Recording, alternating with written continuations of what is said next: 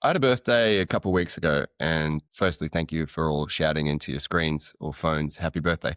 But I turned 41, and it has had me reflecting upon what an interesting age it is to be at. Because I feel like more so than at any other age, all of my peers are just splayed across the winds. I mean, on the weekend, I was playing football against a guy who's the same age as me, and he was playing alongside his 18-year-old son.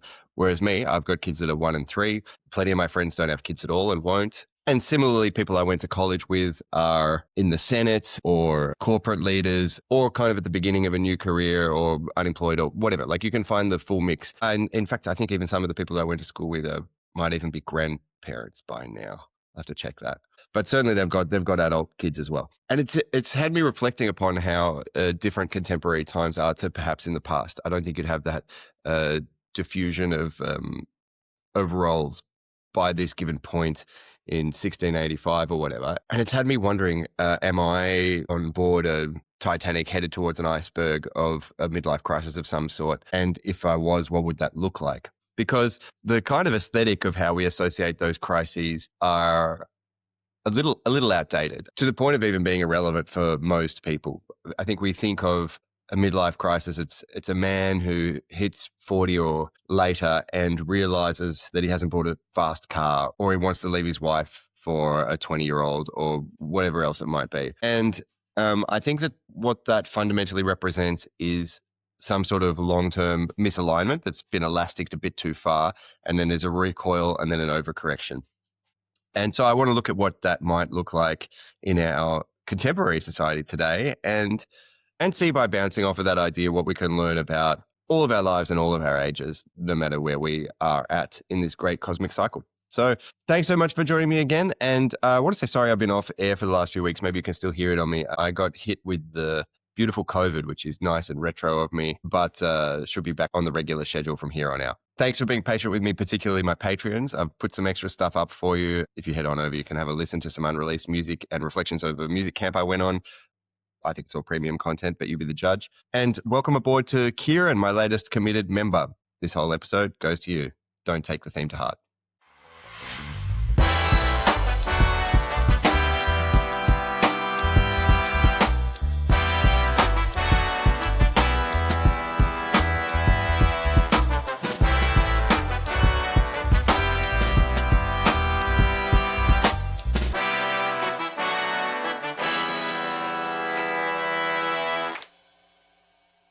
A topic I've explored a lot in these episodes is how we make decisions and how conscious we need to be of the decisions that we make and how important it is to know yourself through those decisions. And I think that's something that's going to come up a lot as a bit of a touchstone today, because there's something about the vibe of what a midlife crisis is that for me feels like the compounded weight of the decisions that you make in life that may start to feel irreversible or are irreversible.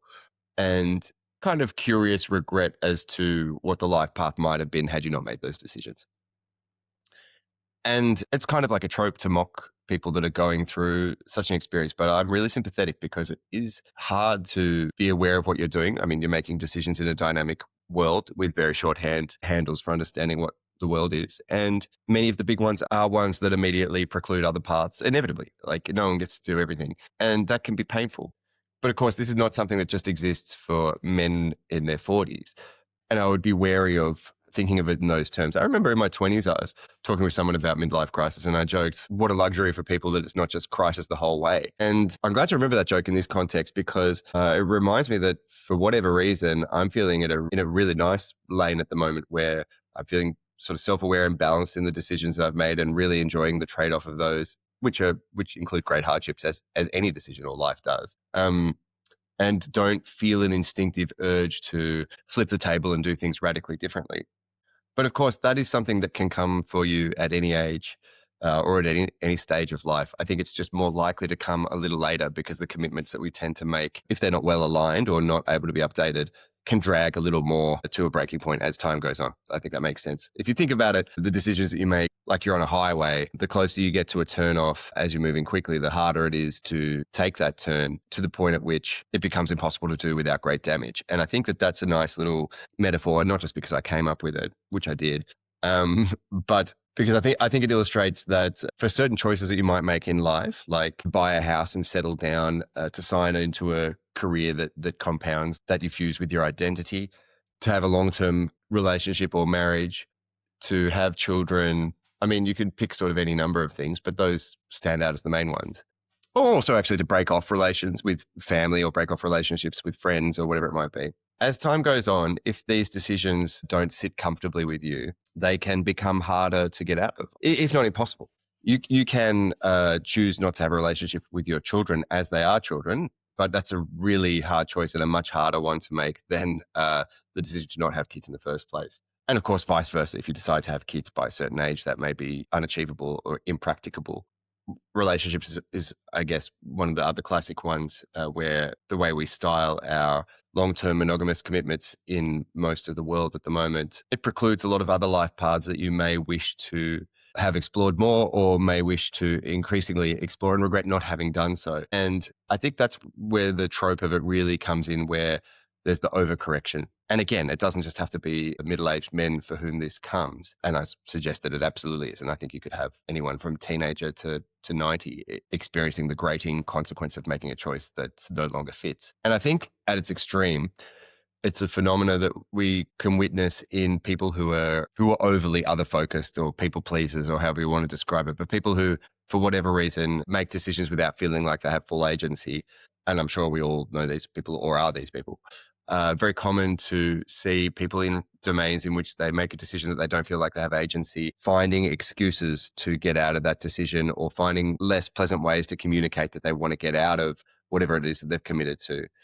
And I think that's where knowing yourself is so important in how you make long-term decisions, because it gives you more purchase on how to be accountable for those decisions or to avoid them in the first place. If, for example, you're the type of person who goes along and says yes to things or thinks for your family's sake you need to do something, or for your partner's sake or whatever it is, you need to escalate a style of relationship or style of sort of those rites of passage lifestyle decisions, like now we'll buy a house, now we'll have kids, etc., etc., and it doesn't really suit you. It's a lot easier to navigate if you're aware for yourself that you don't want to do those things, because if you don't have the self-awareness to navigate the bigger decisions relative to who you are, it's very easy to float through those major sort of rite of passage gateways without too much thought, because it is something that will be asked of you by other people to do. And just like the car on the highway, if you go past the exit and you suddenly need to be 30 kilometers east and south of where you are and you turn right, you're going to have to crash through a lot of barriers and go a lot faster to get there. And it's going to cause harm and damage for those decisions that you have made in your life. I mean, this is something that I wish that I'd known earlier, because I was raised in an environment of doing things for others. It's that classic lesson that if you're a younger person, maybe you haven't come across as much, but you see it all the time by the time you're my age, which is that people who try to please everybody in their life inevitably end up pleasing nobody. And so, yes, it's really important to have good honesty with yourself and honest conversations with those close to you when navigating and understanding the big decisions that you make in life, or in fact, anything. You can perfectly easily ruin a weekend by not knowing who you are and committing to things. And for all its small scale, it's still no less a tragedy to ruin a weekend. But the more I have thought about this topic, the more it seems to me that crisis vibe of feeling way off the path and misaligned in life is something that is not just the domain of the unexamined middle-aged man, but increasingly the domain of kind of everyone. And it's kind of weird that this should be the case. I'm contending with this. You might disagree, but I think that there's something in contemporary society that makes it very hard to navigate towards the types of things that are that give sort of certainty and peace. I remember when I was a vegan, how tough I found vegan restaurants sometimes, because so often you go out and there'll just be one thing on the menu for vegans, and oh yeah, boom, that's it, I'll get that. But suddenly you've got 50 things. And I remember spending time like kind of being lost in this selection paralysis. And I think that's an under exaggeration of what contemporary life is, because not only do we have the wealth as a society and the knowledge about the world as individuals of all the different paths that we could have, but also we're in social media primarily, ecosystem of constantly getting the information of those other life paths as well. And it's an annoying observation because it's so cliche, but it is true that nobody's posting the full reality of any experience, and you are just seeing the highlights. And it's easy to think, man, I would love to be doing that. Why don't I have any of that in my life? Goodness, am I doing the wrong thing? And then once you press that anxiety back in yourself, You question the decisions that have taken you to where you are and lose the confidence to pursue things that you're doing fully. I think that creates the disquiet that is borne out in the sort of, I guess, firstly, the additional consumption of those products because they're distracting from the thoughts that you're having, but also what can only be called a total pandemic of mood altering pharmaceuticals, whether they're stimulants or depressants. I think it's 1 in 10 Americans are on SSRIs, and that's from years ago. And that would be skewed very differently over different generations. So that's just one type of pharmaceutical that you can be on. So all of which is to say, I think that there are kind of constant status and identity anxieties that are kind of fermented particularly acutely by modern life. And so the pain of not living a particular path or having particular things that you see other people have would make sense to be much stronger now across all age groups than just men who forgot to spend money on themselves until they decided they wanted a really cool car because they realized their hair's falling out or whatever. And it's kind of hard for me, or I guess anyone, to find the exact nexus of what it is in the contemporary dynamic that makes that the case, that sort of crisis fuel that we're all drinking on. Because I think it's too much of a cop-out to say, oh, society is like this now, so I'm not going to do what I want with my life. I think that's unacceptable. But similarly, it's unacceptable to say that if you do everything right, you'll never experience this regret and recoil and make bad decisions. Because I think, there's a reason that people say youth is wasted on the young or wasted youth or whatever, because I think like there's a process of learning and iterating where inevitably we're all doing things that we don't know and pinging our own reality across infinite variables in an unknowable way, such to the point that if you were to relive periods of your life from any age, you would almost always do them differently because that's what growing and learning is. And if you're listening, sitting, thinking there, actually, I would do everything exactly the same. Like, I appreciate that as a philosophical position, but I'm sure if you think about the harms that you've committed others or even how nice you've been to everybody else, I'm sure that you could do a better run of it the next time and knowing what you do now. And so I want to offer up 2 examples for finding that nexus of responsibility, not because, as I say, I've got the answers or anything, but I just think it might be interesting for you to think about. And the first one is, like, I think I'm an interesting example now because I'm much happier, calmer, kind of better at peace with making decisions and things like that than I was even 4 years ago, like much, much, much. And kind of the whole way to that journey as well, I was like constantly concerned about missing out on things, and the things I pursued, I wanted to have them instantly or they didn't exist. And it was very easy to sit around wondering what the meaning of things is or what the purpose of things are. And obviously I still do that because this podcast just generally is a deconstruction of those types of things. But now I'm feeling like I just don't have any of those thoughts in my standard week. I mean, I have things that I absolutely want to be doing a lot more of that I'm doing none of, but I don't have that sort of externalized sense that it's because of an unjust world or because other people are making me do things or society's unfair or whatever that I really did carry a lot of in the past. I'd like to say that's because I put myself exactly where I should be, but probably the truth of it is that I'm just too busy and tired to have those thoughts. And also I have a life that is pretty full of the things that I like, which I always say is a nice consequence of getting older and hopefully one that you're experiencing as well. I've found that every year, really since being 18, has been better than the last, except for the COVID year, because you kind of get to know more of yourself. And if you're lucky enough to be able to make decisions that put more of that into how you live your life, then life really should just be more and more full of the things that you like and less and less full of the things that take away. And even in years of crisis and failure, I still felt like, it was growing and dynamic and corrections and whatever. But really, it's just for me, and you hear people say the exact opposite at this time, so don't take the nouns of it on board. But for me, having kids and moving to Budapest has really just been so all-encompassing that it's thrown us all into a particular deep end that you can only really focus on swimming to get out of. And I know often if I've been really distressed about something, going and doing exercising has been really meditative. And I know anyone who regularly exercises will tell you the same. It's because you kind of have to be present and in the moment. And, once your body's tired, you're really only worrying about your tired muscles or your movement or competing for a ball or catching a wave, holding the next pose or whatever. And that takes you away from the cognitive weight of starting to think about, oh, Donald Trump is really ruining my life. Or if only I could afford those shoes, then I wouldn't be so ugly or whatever it might be. And that radical presence when you've got 2 toddlers is inescapable. It's your responsibility to be like that. And there's much less of the luxury of time to be off pontificating about what could be, etc. But as I said, some people hit this point and have the exact opposite experience, which is what have I done? I used to have all my agency to myself. I'm going to do everything I can to get back there. And, no shame to those people. That's a perfectly reasonable response to the same thing. I'm just sharing how it's been for me. And also through that, I'm lucky in that I've been able to carve out time for doing the things that I really love to do, like writing music, playing with other people, playing football. And also, I luckily really enjoy hanging out with my kids. I can see how hard life would be if you didn't. And so I feel there's like a nice mix where that happens to suit who I am.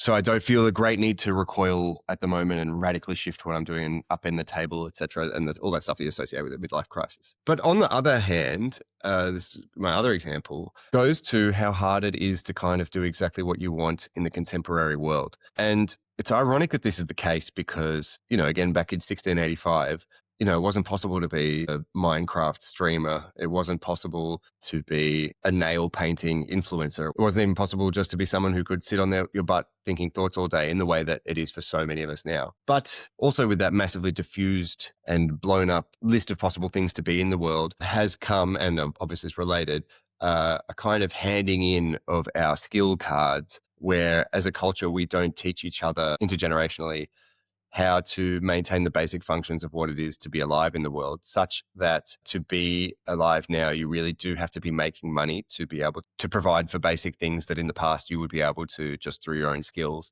at least be able to do a lot of yourself, like build yourself a house or get energy to run that house or have food. I mean, plenty of us now can't even shop or cook so well. And so that means you really do need to be bringing in money. And the things that bring in money are not necessarily, depending on where you live and what your skills are, going to be something that you love to do. And again, I'm not saying that everyone in 1685 loved to be a wool merchant or a lumberjack or whatever. And I'm just speculating, I would be surprised if those people experienced the same kind of status anxiety as we do collectively seem to have today. Parking that for the moment. But that does mean that even if you have the confidence, support, and resources to pivot towards doing much more of what you like to do with your day-to-day, such that you're not recoiling over time to correct it, it still may not be achievable, or the opportunity cost of it may be too high for you to take on board. And the example I want to give for that, it's a person I really admire, and I'm not picking on them for their choice. I'm just illustrating the consequences of this contemporary world. It's my friend Beck, who ran a music school in Canberra for some years, and it was a huge success. Hundreds of students, dozen teachers employed. She owned her own physical space with multiple studios, lots of instruments, and there was always action. They had concerts, and it was a real win for the community to have it, and a product of a huge amount of work from her to have built. But because of how the economic system is set up in the ACT, the amount of money that Beck was able to make running that enterprise was about the same as she's able to get from just working part-time as a public servant for the ACT Department of Education. And that's also an important job, but the one that she was doing as someone who has the energy to build the school and run the school is irreplaceable. And as an outsider, seems to be one that genuinely suits Beck's energy and personality. But it's like 50 times, it's without exaggeration, it's probably 10 times more work to do that than to write policy. So when you consider that one pays much more than the other, and is much easier, which one are you going to choose in your life? Almost all of us are going to choose the one that's easier to do and pays more and gives you more time for yourself. The pivot for this change occurred at the time where Beck had babies. Of course, having time is going to be more important. But that comes at the cost. And I think that society is poorer for not having the school. Absolutely. I think anyone would agree. And I think it's an illustration of how important it is that all of us are finding ways to enable each other to be as aligned as possible in how we're living our lives. If you think about just your own family, you've got a sibling or a partner or a parent or whatever, and you think about them, if they're doing something that they don't like, and it's costing something from them, they're also expending energy in recovery, or they're not as available and present to turn up in their life, or they're not doing their job as well. And what a difference it would be if they were able to be at the center of what it is that brings them joy and bringing joy to others through that, and utility, and how significant that would be just in one life. Well, if you scale that across 8 billion of us on the planet, it says to me that there's a huge range in which we can either succeed or fail in how kind of radically useful and happy we are as a species, in a way that I think is under-discussed. Because, we have a government organization, we have intergovernmental organizations that look at productivity and how people could be more productive. And that's always done on a unitary metric. How can you produce more sprockets for Mr. Spacely or whatever? But there is a character difference to being aligned in the things that you do in your life that gives a tangible benefit that doesn't just flow to you, but flows across all of society. And, if I could flick a switch and have all the 35 million people or whatever it is that are in the US that are on SSRIs re-gear their lives so that they were experiencing less depression and anxiety and were instead giving that energy forward into something positive for their own life and for others. And then even just the money that they spend on those pharmaceuticals, if that was going into innovating on ice cream or whatever it might be, that's going to produce a better world for all of us.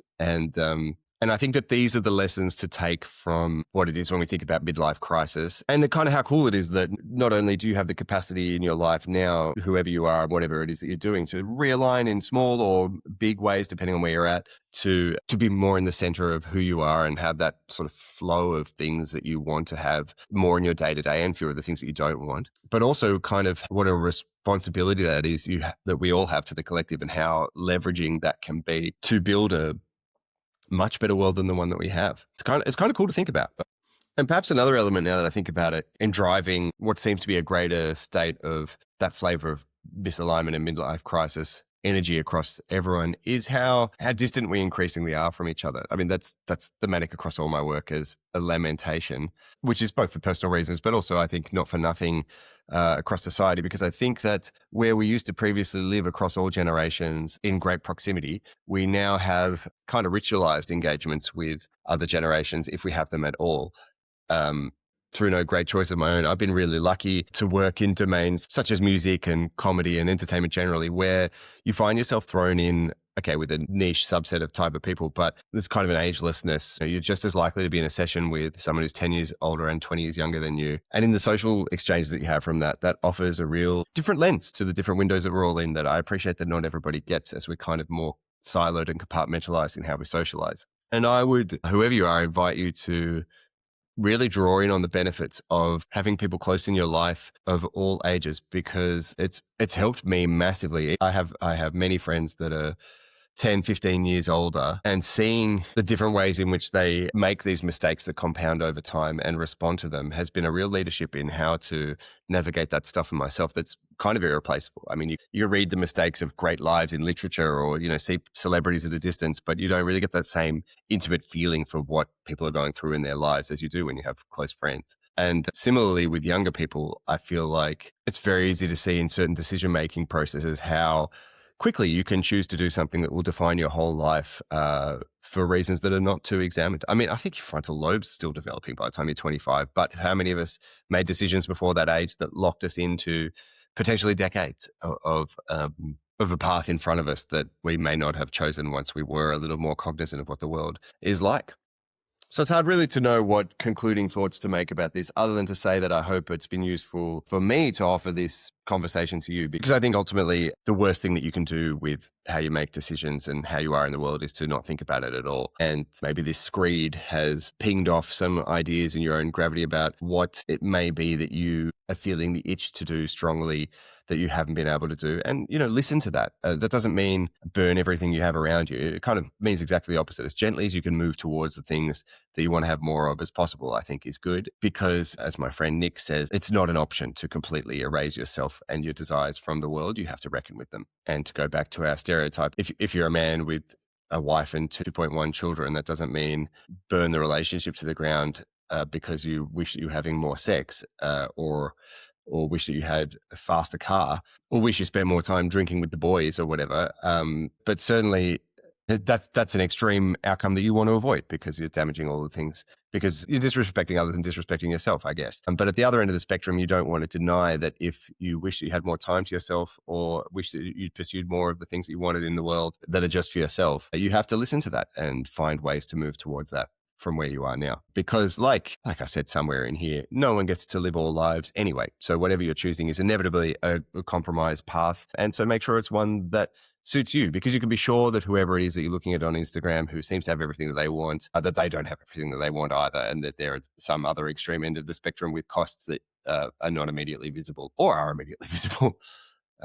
Yeah. In any case, thank you so much for joining me on this exploration. It's good to be back doing episodes, and I'll speak to you again next week. A reminder, if you are a patron, jump over to patreon.com/Endry because I put a little playlist of really beautiful unreleased songs there. And a reminder, if you haven't yet, to take the time to go back and read the write-up I did of the Croatian songwriting. If those nouns aren't so interesting to you, it's more just reflections on how everything is connected. And I guess tied into today's episode where you kind of have the responsibility and opportunity to take great care in what you do in your life because that will pay dividends to yourself and others.